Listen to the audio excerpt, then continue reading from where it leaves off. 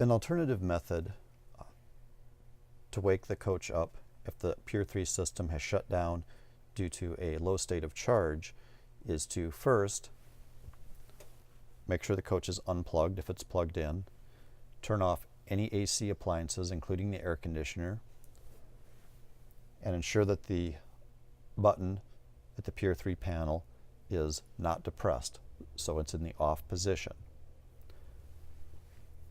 Now to wake the coach up, arm the auto start system using either method, reference our other videos, and then come back to the panel and turn the system on. The auto start system will promptly start and run for 1 hour. Allow the coach to charge.